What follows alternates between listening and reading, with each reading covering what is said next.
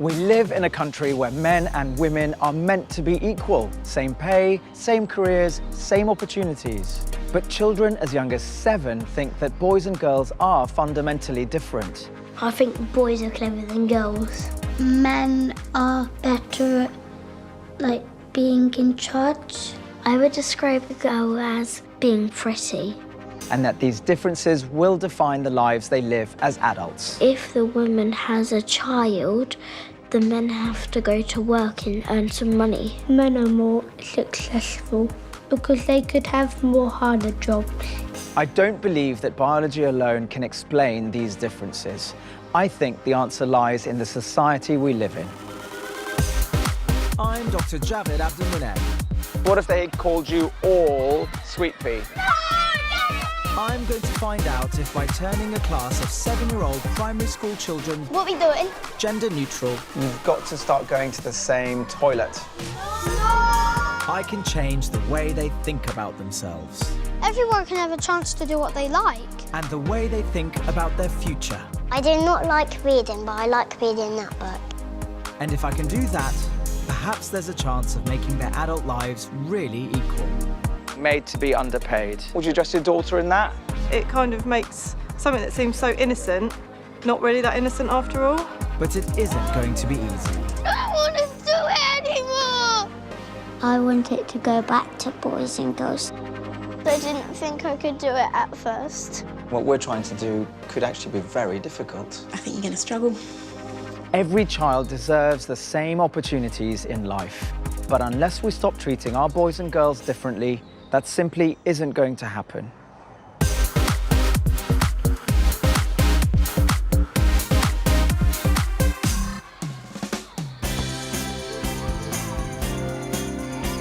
This is Lanes End Primary School on the Isle of Wight.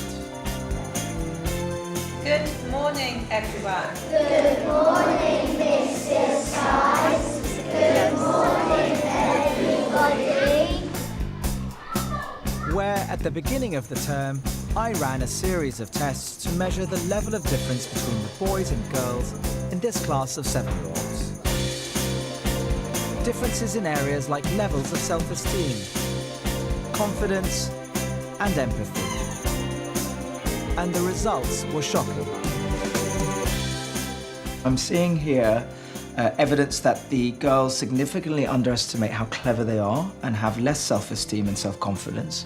I think men are better at, being in charge. And the boys can't seem to express their emotions. What's happiness? I don't know. Except anger, which is really disturbing. You done it, you just have to let go! Hot-headed? Knock, knock. Hey, are we learning today? Sound great. Hello, Javed, how are you? I'm determined to tackle these differences via a number of interventions. Wow, how are you, sir? Nice to see you. Yeah, To see if by treating the children the same, those differences will disappear. We've got some boards which you're all going to help put up. It says that boys are strong. But so are girls. Girls are strong.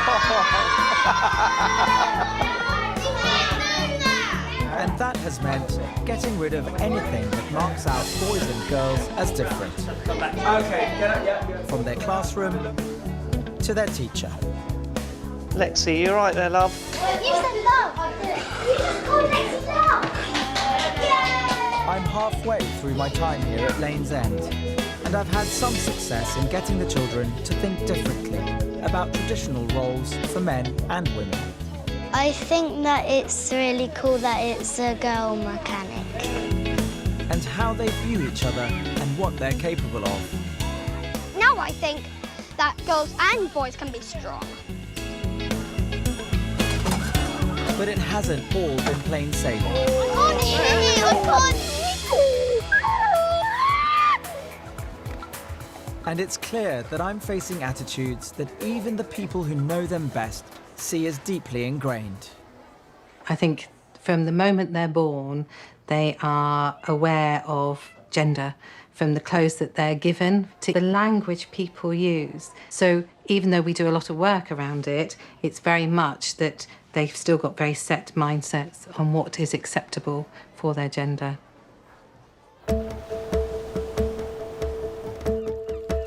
It's a new day at Lane's End, and week 3 of my time with Graham Andre's class of 7-year-olds.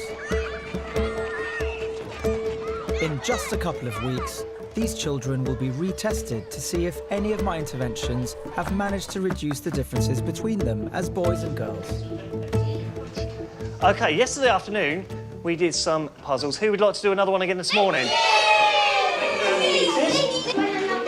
Do you know what, Ryan? Including when it comes to their ability to manipulate shapes and understand patterns, known as spatial awareness.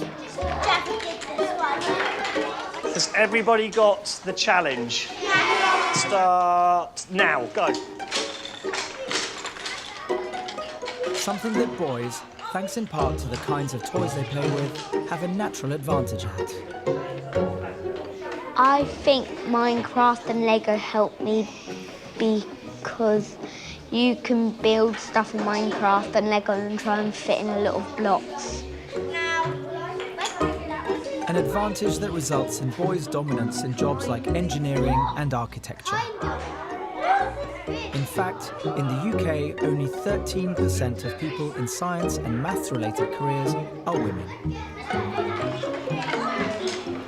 Give yourself some room there, Grace. And that is a shocking waste of potential talent. Because I'm looking at the sheet. Well, Bella. So to help the girls develop their spatial abilities, I've given all the children Tangram puzzles. These are games that brain train the children and help them develop spatial awareness skills. Excellent. Keep that calm. Wow. So what you've done here is you've flipped it around, so you've done like a mirror image. That's amazing, that, Finn. Look, have a look carefully. Whereabouts is the green triangle? And can you put it where it is? So there's the green triangle. Then what comes next to it? Purple. But for some, my plan isn't working. I don't get how to do them properly. A lot of the girls were struggling with it, and like Bradley and Finley on my table, they were really good at it. I'm worried that the children should be getting better at these puzzles, but the girls simply aren't.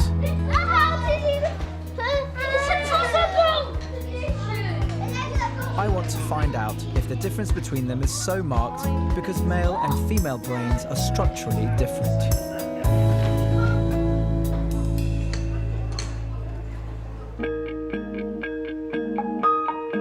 As part of my experiment, I've been getting some insight from Dr. Gina Rippon.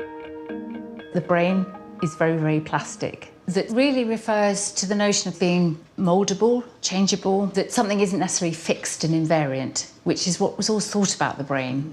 So that's why it was assumed that if females had a particular brain, that was it, you know, you went along on those particular tram lines. But because we know that brains are very plastic, different experiences will change the brain. So lots of examples of boys having spatial skills because of Lego, but girls also play in a different way. If they like playing with dolls, etc., very often they'll develop little scripts that their toys have.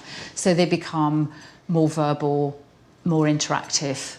Both of them really important skills, but they will be developing differently. So some of the behavioural differences that we see could relate not to the fact that this is a brain from a girl or a brain from a boy, but it's a brain from somebody who did play with Lego and somebody else who didn't play with Lego. But what does this pink and blue world look like to a parent? Hi, Ellie. How are you doing? Yeah, fine, thank you. Nice to see you.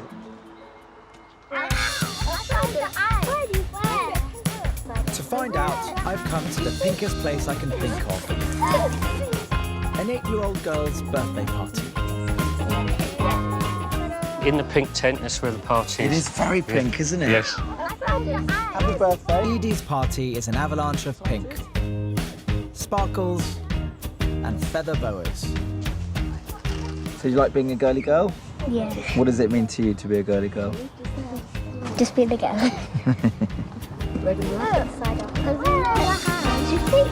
Edie loves being pampered. Yeah. She loves having her nails done.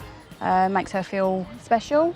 She loves all the sparkle that goes with it and the dressing up, glitter tattoos. Yeah, because it's all very pink and girly. Edie is having a great time. That could be. I've already got this. But this focus on looks and appearance makes me feel uncomfortable. Okay. Gina has told me that if little girls play with certain toys, then it has a fundamental effect on how their brains develop. And dress-up dolls and craft sets won't help Edie become an engineer.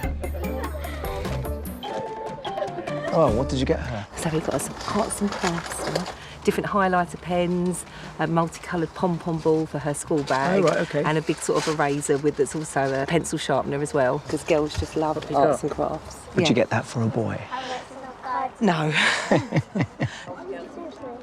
It seems to me that when we give children the kind of presents that we think they want, all it does is affect what they are capable of.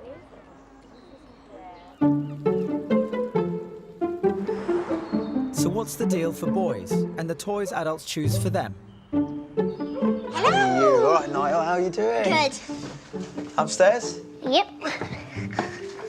I've come to see Niall to find out. You'll be surprised. Oh, look at this toolbox. So you've got actual huge toolboxes full of Legos. What's your favourite thing to play with? This. Oh, wow. That looks like that goes pretty high. Yeah. Does it? Did you build that? Yeah. I thought there'd be clothes in here. No. There's toys and guns. Oh, my gosh. Lots of gun toys. Yeah, you're good This at is shooting. my favourite. Can you imagine? Two cowboy guns. So basically, you like Lego, you like shooting guns, and you like your heroes. It's fair enough. Liked all of those things. What's the best thing about being a boy? They get cooler Nerf guns than girls, because girls only get Nerf rebels that aren't better than the boys' Nerf guns. I have no idea what you're talking about, but the best thing about being a boy is you get to play with guns, is what I'm hearing. Boys get cooler Nerf guns than girls. OK. So who are better then, boys or girls? Boys, Why? because they get cooler stuff. It's clear Niall loves his toys. But where does Mum Rebecca think that comes from? Pre-having him, I was a big fan of the nurture argument. I always thought it's how you bring them up, it's what you do with them, it's what you expose them to. Then I had Niall. And far more is ingrained, far more is a part of Niall than I ever realised. I had a bit of an anti-gun rule until he started school, but then he made them out of Lego and sticks and everything, and one day he said, look Mum, I've got a handgun, you can't take this one off me. Oh. And I knew about that point I'd probably lost the weaponry argument. It's totally changed my view of all of it. Well, if that is the case, then what we're trying to do could actually be very difficult. I think you're going to struggle. Thanks, Niall. Bye. Really, thanks for showing me your toys, OK? Bye-bye, Becca. No Thanks a lot. Okay. Children occupy a world where adults are giving them messages constantly about what it means to be a boy or a girl. So parents who say that it's in their child's nature just to act a certain way or to like certain toys, it came from them. And they, in turn, receive the same messages from their parents, and so on and so forth. The cycle just goes on. And I believe this influence isn't just limited to choosing toys. It's also found in the clothes parents buy for their children. Best ever bro, cool dude. So let's just see what the equivalent for the girls is. So if we go to girls, oh God. I'm finding this upsetting, looking through these clothing websites. Nearly all of the online stores I've looked at here start with a girls, boys tab. So straight away you're separating the clothing. And then when you look at it, it's mainly pink and blue, but it's not just that, it's the slogans. For example, this one for girls, Forever Beautiful. This one for boys, Here Comes Trouble. Seem pretty harmless, and I think lots of people would dress their children in that. But I wonder if parents even think about that or even are aware of the link between the slogans and how their children think. So I am going to design some T-shirts to really explore that.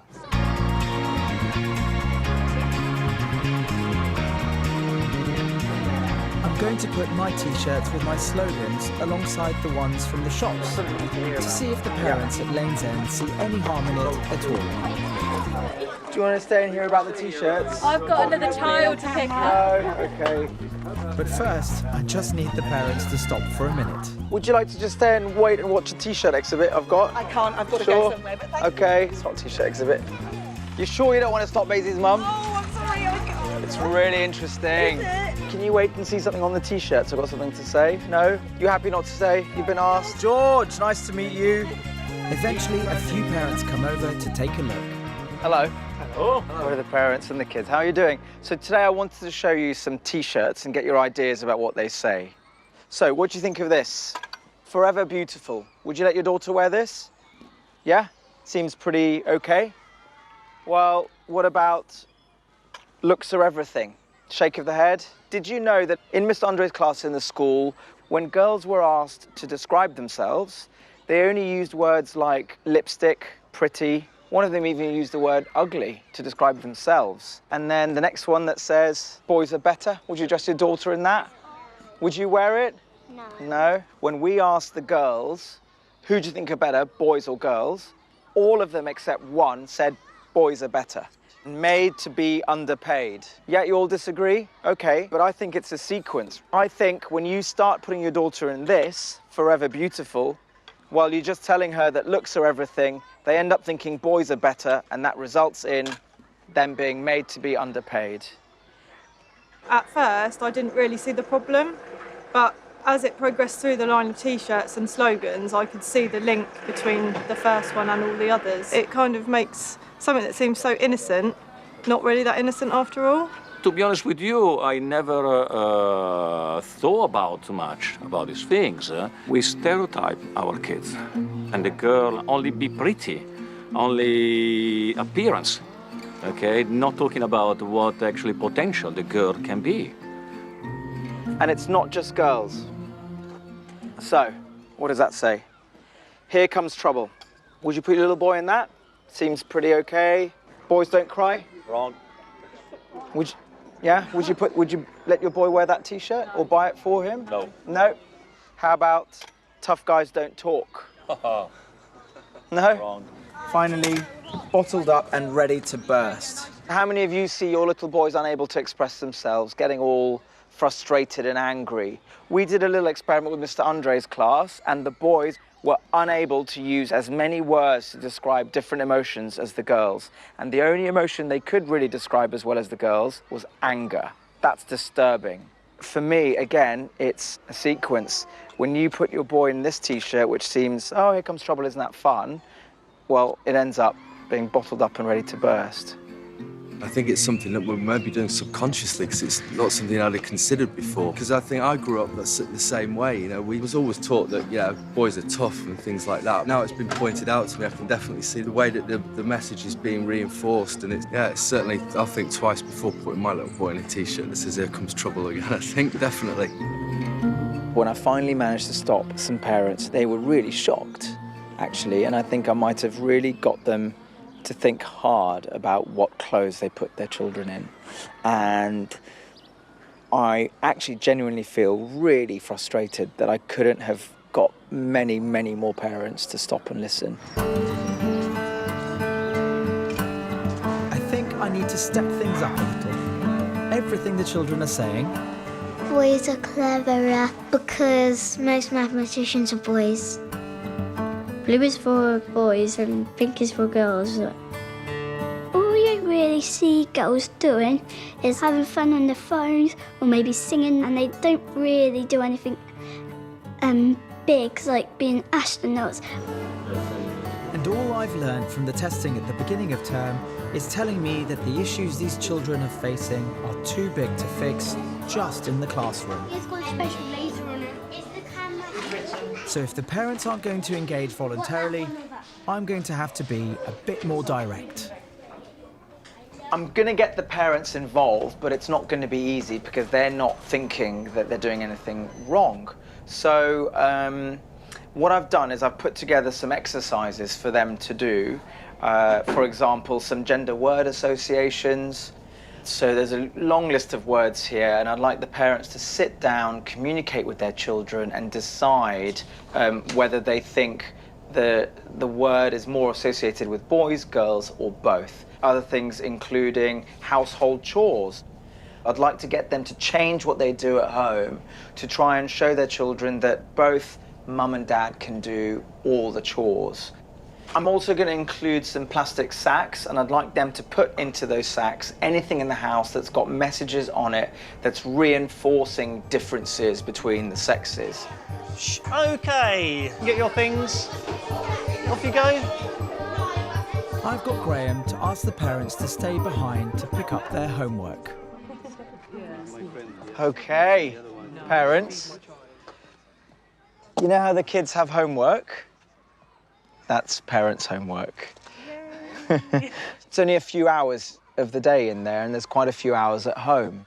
So we want to try and get the most out of this experiment as possible, okay? So there are quite a few asks in here, ranging from the way you speak, the activities you do, the chores you do, and who does them.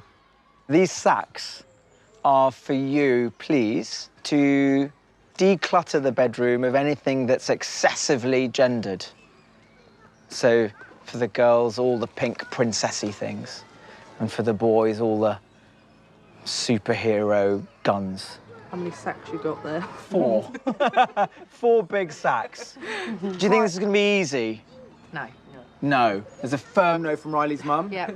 He's strong-willed, isn't he? Very strong-willed. Yeah. You can relate what you're doing in the house to what's been happening in the classroom and link it up.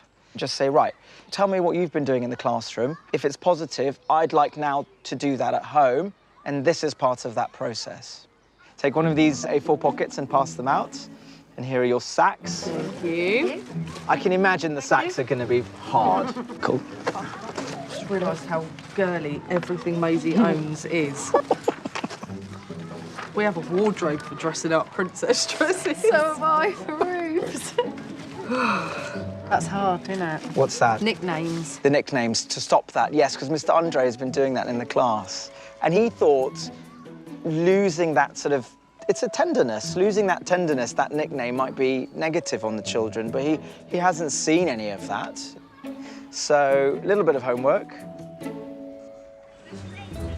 There are going to be some things in there that the kids themselves are going to resist, and then the parents are going to find that very hard to execute. It's easy enough for the parents to say, yes, we're going to do this, but let's see if they actually do it.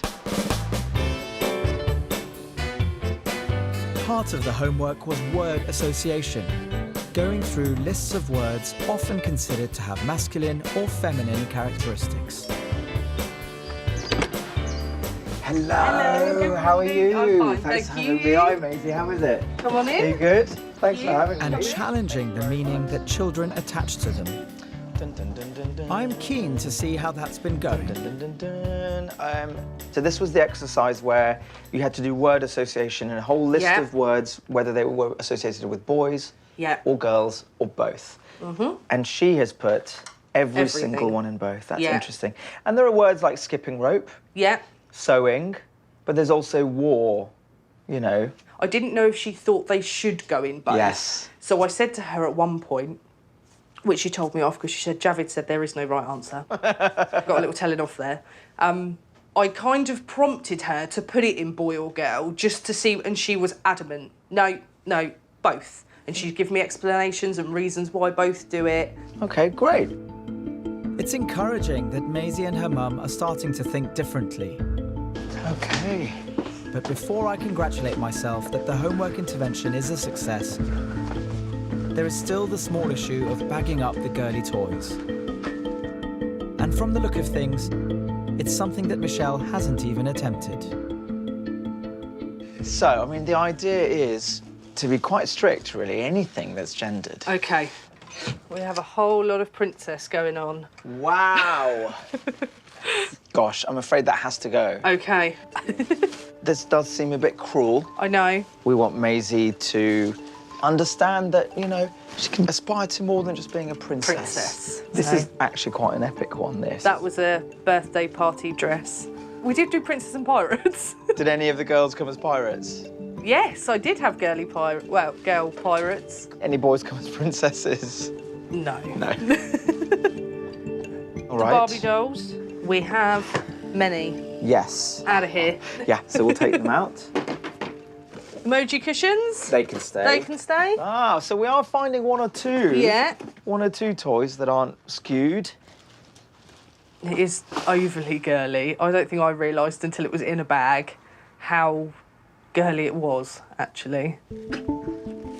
I don't know how Maisie's going to react. Maybe she's going to be a bit upset, I think. I have a little girly stuff. You know what you're doing at school? Yeah. All the changes that we've made there, we're trying to just continue that at home so that you get the fullest idea. Does that make sense? Yeah. Bye-bye. I know that children of Maisie's age choose many of their own toys. But it seems to me that isn't much of a choice if their options are limited by a world that only offers them pink for girls and blue for boys. I think it goes some way to explain why men and women follow such different paths in life. Research by the Institute of Engineers found that toys with a science and engineering focus were 3 times more likely to be targeted at boys. It seems like tough love, but this parent homework is about changing the environment. And in this case, removing the toys is all about leveling out the skill differences through play. Now, for me, it's all about the bigger picture. I really hope all the parents get this idea. If there's one thing I've learned from visiting the children's homes, it's that they really love their toys, and it doesn't seem fair to me to remove them without offering them a replacement.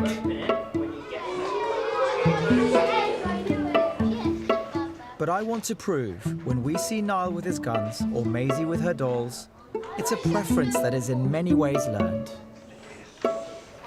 I want to see what will happen if I give them toys where I've removed all packaging that would normally tell a child if a toy was for a boy or a girl. Inside the paper bags are some toys. Look at my bag! I've given the children either a marble run, a teddy bear sewing kit, an arts and crafts set, or a robot model. Oh, it's a marble. What do you do with 4 gloves? That goes there. Well, which one do you like better, the bear or the bunny? One boyish.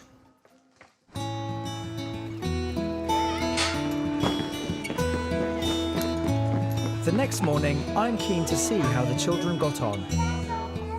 So I've asked them to design a poster for their toy. I think it's like aimed at boys because it's kind of green. Boys like buy that stuff because of what the outside package looks like. Yeah. Most of the time, because they make it look more girly and more boyish, don't they? Yeah, I actually agree with that completely. Completely? Wow, I've never heard you say that before. These new toys have become a talking point for the class. Riley, what do you think about it? I think it's for boys and girls. If there were lots and lots of things in a shop, would you buy something like this normally? That's hard because I'll get Lego. Yeah. I will get a football thing.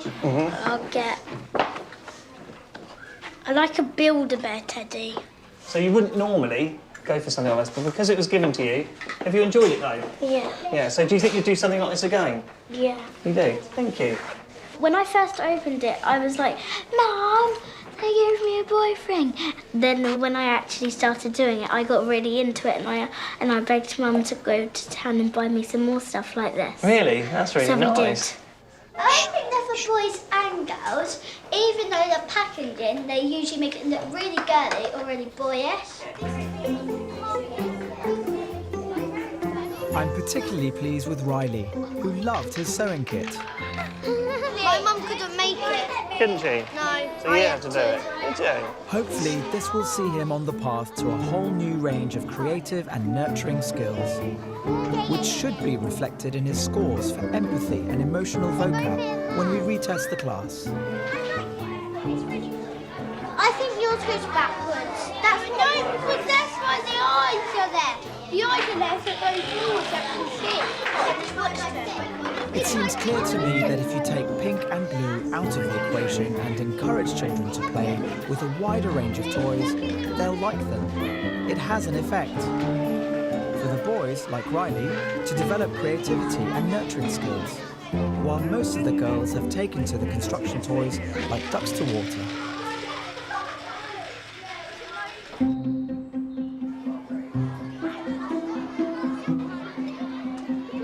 When I first met Graham's class, it was striking how strong their opinions were when it came to the roles of men and women in society. Girls look after the child and boys do lots of cool stuff. If the woman has a child, the men have to go to work and earn some money. These are very set ideas about who does what when it comes to life at home. Mums wash up and do the dinners. But they also reflect what the children think men and women can achieve. If they go unchallenged, then equality in adult life is never going to happen. Men usually just lie on the sofa and snore.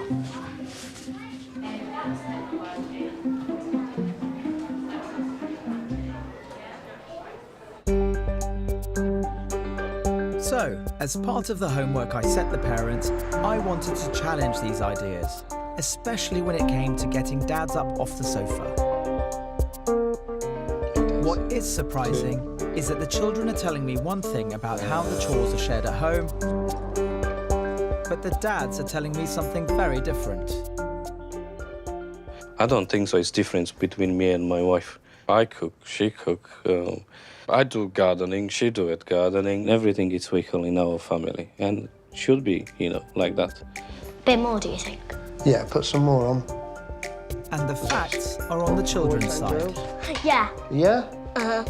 A study by the Office of National Statistics found that across the country, women do 60% more unpaid work, cooking, childcare, housework, than men. What do you think of that in Gracie? Good. Good? Good. I'm the taste test person. Yeah? Do you want a bit? That was 10. 10. 10? Wow. What is shocking is that there is no reason to think that these dads don't help out. But even when they do, it has no effect on the children's assumptions about who should, in their minds, be doing these jobs. I want to see what will happen when the children are given the opportunity to take on these jobs outside the classroom. Here we go! Who's excited? Yay! Will they go with their assumptions? Or will having seen their dads up their commitment to domestic chores at home have rubbed off? Who can see the sea? Yay! So I've organised a school day trip to the beach to find out. Oh, look at that sand. Feels good, doesn't it? I've set up 2 tasks for the children. Build a fire pit and make a picnic. At the start of my time on the Isle of Wight, I've no doubt that these children would have thought that picnic making was a woman's job and that fire making was a man's. I want to see if those views have changed. I'd like you guys to just start prepping the beach area. Some of you need to start preparing the picnic, and some of you need to start preparing the fire which we'll have to toast marshmallows later. Decide between yourselves who's going to do what while Mr. Andre and I start preparing the activities. OK? I'm going to do the picnic. Get blankets first. They just split into two almost equal numbers of groups. I mean, I think it's 10 and 12, 10 and 12 we've got. So it is, yes. OK. I thought they'd all go for the fire pit. As it sounds, you know, it's quite an exciting thing. And actually, in terms of boys and girls, I think there are just more girls on this one. On the picnic group, yes. And I'm surprised about which boys are actually at the picnic group. You've got Bradley, Riley and Finn. So actually 3 of the strongest footballing type boys. It's a great start.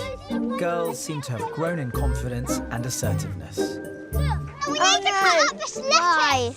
Yeah. I think Lily's conducting an orchestra there. Yeah, Lily's really... she's just taken over, hasn't she? What can we use to get put on the vegetables in? She seems to have an idea of what needs to be She's happening. very much in the centre. Yeah, and the others seem to be going with that. Yeah, you can still dig with your hands. Funnily enough, it's Cara that seems to have taken a bit of charge on this one and brought the group together. Yes, she work. did. And the boys are happy doing a task that just a few weeks ago they never would have tried. They need to be thinner, don't they? No, cut them in quarters, cut them in halves, cut them in halves. Oh, I'm winning! I'll teach you how to do it. I'll teach you how to do it. But before long, some of the boys revert to type. So, Riley and Bradley seem to be doing their own task over there, is that right? Yeah, we're trying to make World War II. Why have you stopped doing this? Because it's hard. Why is it hard? Because, like, if I'm not a girl, like, every time I go... Riley! This is my trend. Yeah. So what made you come over here? We got bored doing that. Doing the picnic? Yeah. Why? It's for girls. Right, well, it would be good if you can go back to what you'd started doing, please. Is that OK? We can't have a third activity. Come on. Good job. Come on, Bradley. Come on, Riley. There's still some sort of stereotypical behaviour going on here, particularly with a few of the boys losing interest really quickly with preparing the picnic. You know, you ask Riley, why did you get bored of it? Oh, well, it's for girls. That might just be because it reflects what their day-to-day activity might have been at the beach. Mum would prepare the picnic, Dad prepare the fire. And that's exactly what I'm trying to challenge here today. OK, let's all have lunch, kids. Yay! Come and sit down. These sandwiches are amazing. Hey, I made those sandwiches. This is what What's a trip to the seaside without beach games? And over my time with the children, I've learnt that one game has a huge amount of power over the boys. It's how they define themselves, and girls are very much excluded. When I grow up, I want to be a football player. Who's better at football, boys or girls? Boy, Why? because they just are. Do you ever play with the boys at playtime? Not often, because they usually play football. When the boys play it gets a bit rough. Football seems to be massive currency at the school, particularly for the boys, of course. So how good you are at it, how much you know about it, really seems to define you as a boy's boy. But I've talked to some of the girls, and they actually really want to play. They just don't have a chance. Hi, kids. Riley, I haven't even said what we're doing yet, Riley. The activity this afternoon is football. There's going to be a match at the end of the day. But you've got to practice first. I'd like you to practice together in mixed teams, all right? So how about everyone to this side, go and practice over there. Everyone on that side, go and practice over there as one team, OK? The children couldn't be clearer. Boys are good at football, girls aren't. But everything I've seen so far says any difference is purely down to practice. And just like with Tangram puzzles, with practice, the plasticity of the brain will mean the girls will get better. Boys and girls have got the same bones in their legs, they've got the same pair of eyes. Actually, gram for gram, they're the same strength. So why are boys better at football? because they do it more. And girls could be just as good at this age if they had a chance to do that practice. The practice is going okay. The children are running around, with the odd example of boys helping girls. Yeah, wrong, snap. Wait, do you want to do shooting now? Right now. But now I want to test for a deeper change in the boys' attitudes to the girls. I'm going to offer a choice. And their answer will give me an idea of just how far they've come over the last 4 weeks. Okay, that was a really good practice session. Now it's time for the match. But I'm going to give you the option to revert back to boys versus girls. Do you want to do that?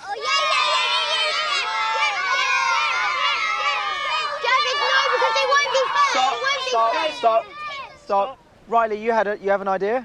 Yeah, stay in our mixed team like this, because we got a good formation, and the boys always play football, and we'll beat the girls, because girls don't play football that often. So I'm hearing that you'd like to stay in the mixed team, because otherwise the boys will beat the girls and it won't be fair. And it'll be like 12-0.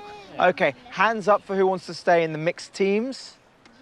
1, 2, 3, 4, 5, 6, 7, 8, 9, 10, 11, 12, 13, 14, 15, 16, that's it. And who wants to stay in the boys versus girls? 4 of them, 5 of them. OK, so we'll stay mixed. Yeah!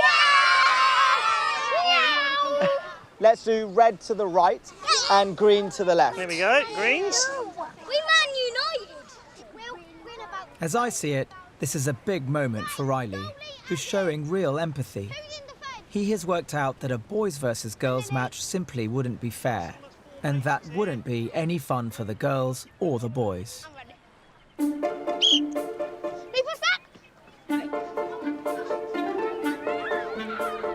Goal kick! Because there were some shouts for going boys versus girls, definitely. And so it was surprising that it was Riley. I was disappointed in Riley when he said that preparing the picnic was for girls, but then when it came to the football, he's the one who tilted the children towards voting for staying in mixed teams, which was really nice. I made an goal. End of the game, guys, shake hands. Good game. I think girls don't play football as much because they think boys are better. I liked it because it was mixed. I didn't really get a chance to play football with the boys much.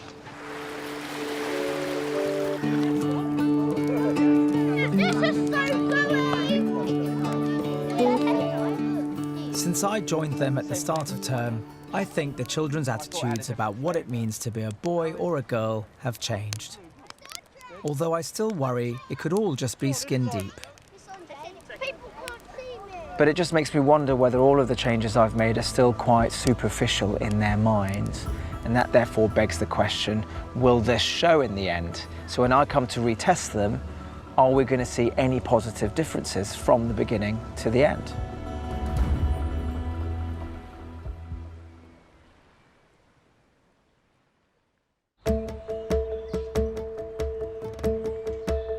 It's the last day of term. We're retesting the children in Graham's class, looking for any changes in their ability to express emotion, assertiveness, self-confidence, and empathy. To help us be sure that any differences are down to my interventions, we're also testing the neighbouring control class, who followed normal lessons. I'm excited to know if a whole term of trying to treat the boys and girls as equals has altered their thinking in any way. Has my experiment worked, or has it all just been a bit of fun for the children?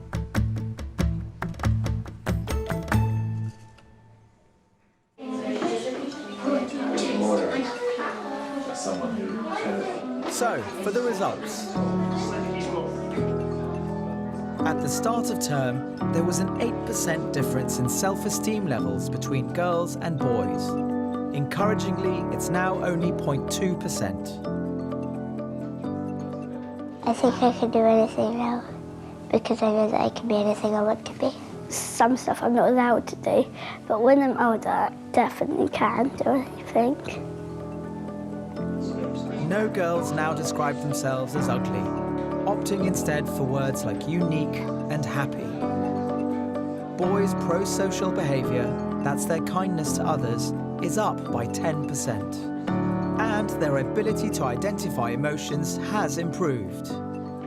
I think the boys have been nicer to the girls sometimes. I think boys have learnt to be more caring. Girls' self-motivation has shown an increase of 12%. And the girls were an incredible 40% more accurate when asked to predict their scores before a test.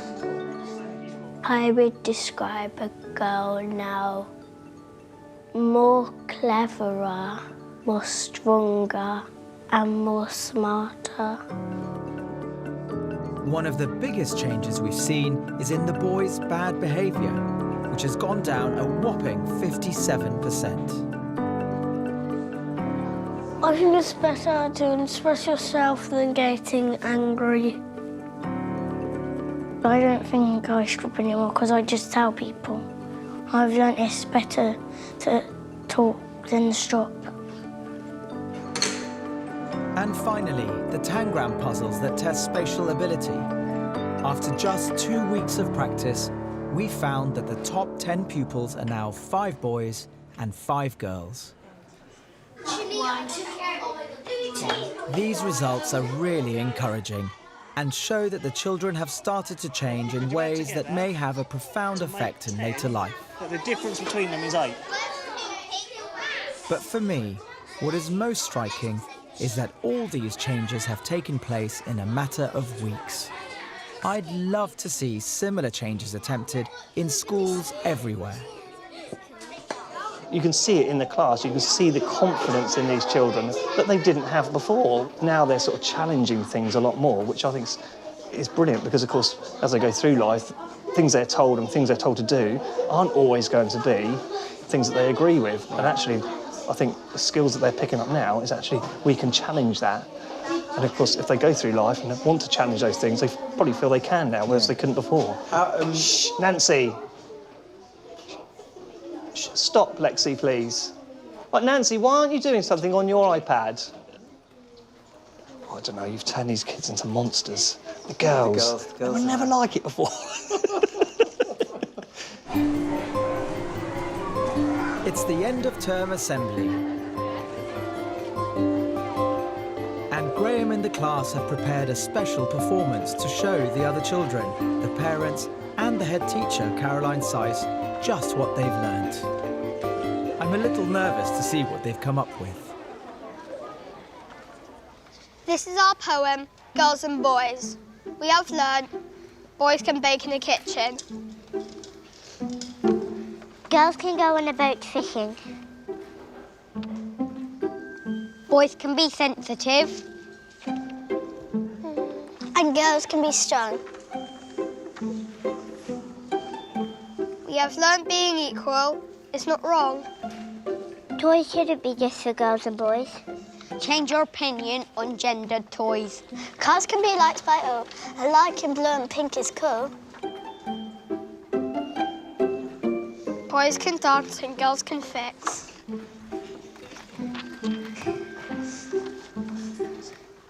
Boys can do makeup and girls can do tricks.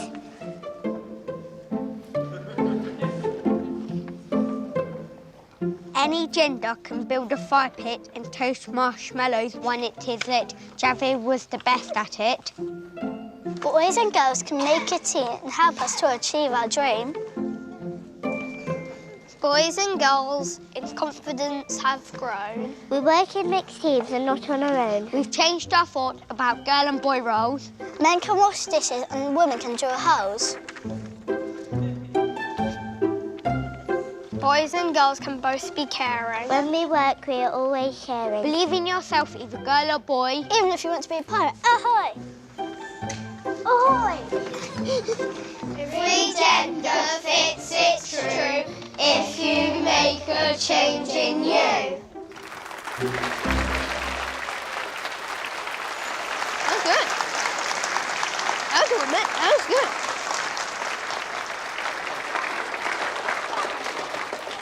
It's really good to hear that the children have taken so much on board. I'm Javid, everyone, if you haven't met me before. There's many But faces what I does the haven't head seen here in teacher the crowd. think of my gender-neutral experiment?